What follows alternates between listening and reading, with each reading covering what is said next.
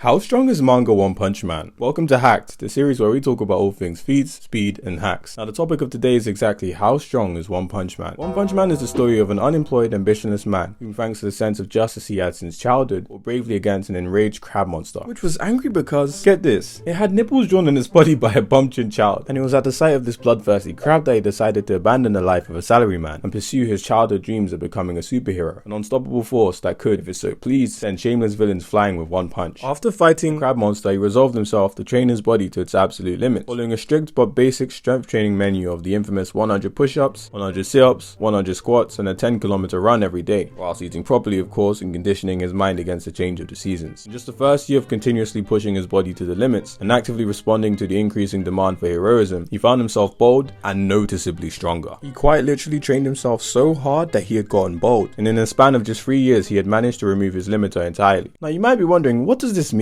Essentially, by removing the limiter, which is the parameters prescribed to all organisms for self-preservation and survival, which restricts its growth, it became an entity which transcended the intrinsic ambition of humans to evolve, thereby becoming an overwhelming power which stood beyond the boundary of reason. Now sure, it's overpowered. However, becoming an individual with unlimited growth potential definitely has its downsides, such as never finding a worthy opponent, and due to the loneliness of never once again experiencing the thrill of a heated battle, Saitama developed a crippling depression. One of my favorite parts of Peak Punch Man is that through countless battles and encounters with different people, by seeing all of their unique perspectives of heroism, Saitama then relearns what it means to be a hero, and hence we find ourselves with a series that is just as fun as it is powerful to scale. Now with that being said, how strong are they? Now, characters like Saitama aren't the most hacked out, since he just seems to casually be able to one-punch any adversary he faces, but he still does have a few useful and often overlooked abilities in his arsenal. His most obvious is air manipulation. Saitama, by using his advanced physical strength, can hit the air so hard that he can create these inconceivable shockwaves, which can destroy anything from exploding city-sized superhuman centipedes to entire meteors. Some of his other noticeable hacks include non-physical interaction, which is derived from the fact that Saitama can one-shot monsters like evil water. Now, obviously being water, he's a being whose physical body doesn't sustain damage as it's liquidated, yet its host is still killed by Saitama's punch, as well as him physically interacting with Phoenix Man's mental landscape, and last of all, with Saitama arguably having some degree of telepathy via him overhearing Phoenix Man and Child Emperor's conversation. Now, although Saitama's arsenal of hacks is definitely limited, his resistances aren't so much. Saitama is resistant to both things like ice manipulation and thermal manipulation, given that he can swim in lava and adjust to its heat pretty easily. He also has a resistance to internal organ damage durability negation, because his organs are actually as durable as its exterior, unlike most, which we find out in the monster Gaara fight, when Gaara is stated to be able to destroy your organs regardless of how durable your exterior is. Now finally, we can dive into speed. Honestly, this should go without saying, but Saitama is really flipping fast. I'm just going to go over a few feats and calculations to prove to you that this is the case, as well as address my issues with a few scales. First, let's begin by going over an absolutely insane feat that often gets overlooked. In chapter 69, after the monster cells get introduced, when one of the members of the Council of Swordmasters revealed that they're a monster, we see that this character, who's stated to slash at the speed of sound, is cut 41 times before his sword can reach Atomic Samurai, at a mind-numbingly short distance, which is already massively hypersonic plus the sub-relativistic, or 1% the speed of light. Now this is crazy. And what makes this even more consistent and even better is that it's done by a casual Atomic Samurai, and so logically, a lot of higher S-class heroes would scale to this, and Saitama of course. In retrospect, it now makes Flashy Flash's statement about being the speed of light in the dialogues pretty consistent, being that he's implied to be one of the fastest heroes. Moving on to the next feat. Now this one has been really contentious for a long time as exactly what this translation means, from one about a certain psychic octopus, with some implying that his attacks are 1% the speed of light and others saying 50% or above. And thanks to my awesome friend who's a native Japanese speaker who translated this interview, basically we know that 1% is the most likely for the speed Genryugan shoot through the frictionless rocks, and again we get another sub-rel feat from a casual Saitama. Now that we've got the baseline stuff out of the way, let's get into the nitty-gritty. As I said earlier, Flashy Flash is a speed of light hero, and not only do we see Saitama able to keep up with a serious Flashy Flash, we see this substantiated further during the Gaara vs Platinum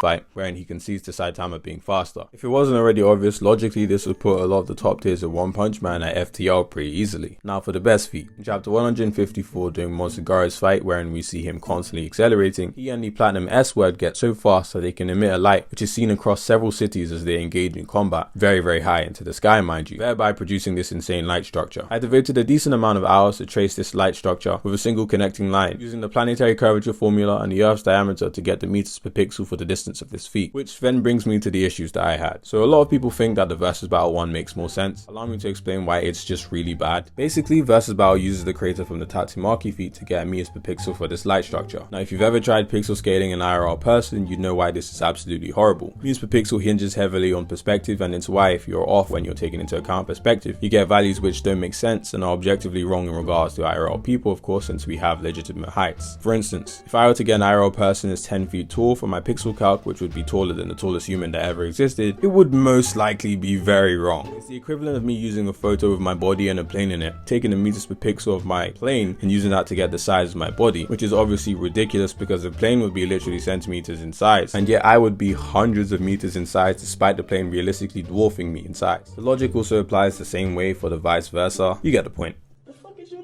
Now, with that nonsense out of the way, we use the pixel summation calculator's distance and the stated time frame we get from Murata about this feat taking 0.0013 seconds, and then since it's done by 2 characters, it's a safe lowball, we halve the speed and get a whopping 267.4 times the speed of light, which would put Garo and he who cannot be named are massively faster than light. He then accelerates and blisses this same character immediately after they perform this feat, implying that Garo is much faster. But no, unfortunately, you cannot calc stack Garo any faster. He would just be unquantifiably above this feat. Then Saitama, who literally dog walks Garo and is stated to be both faster and stronger than him, would just be unquantifiably above this feat and stronger, which brings us onto the AP feat now that we've gone over its speed. Saitama has insane feats of strength like knocking back the collapsing star roaring cannon from Boros, which depending on the translation puts the attack anywhere from multi-continental plus planetary depending on how you argue it. Now, from just calculating the kinetic energy from the movement of the clouds when Saitama counteracts the blast, which of course can be stronger, we get a multi-continental feat pretty easily. Now onto the next feat, which is done by Garo in the most recent chapter, who sends a shockwave through the earth with his most powerful attack, and he shifts oceanic and tectonic plates by hundreds of meters. Unfortunately, the best part of the feat, which would have actually put it to small planetary or even planetary, of sheer kinetic energy alone, got absolutely retconned during the redraw. Regardless, the plate shift is still multi-continental, which Saitama massively outscales and makes his next AP scaling even more consistent. We know that Saitama scales above characters like Tatsumaki, who can pull out huge chunks of earth, create these massive light spears, insanely huge bodies of water, with the energy of these feats putting her anywhere from moon plus to small planetary. Last of all, the most impressive feat as of now is when Saitama, whilst in a literal lava bath, is able to blow away the magma fired by Orochi using the energy of the Earth's core. This display of strength actually puts Saitama at small planetary plus on the low end. And I've even seen scales from very amazing scalers like DC, my homie, who actually got planetary for this feat. So overall, this should put Saitama very comfortably into massively faster than light as well as planetary.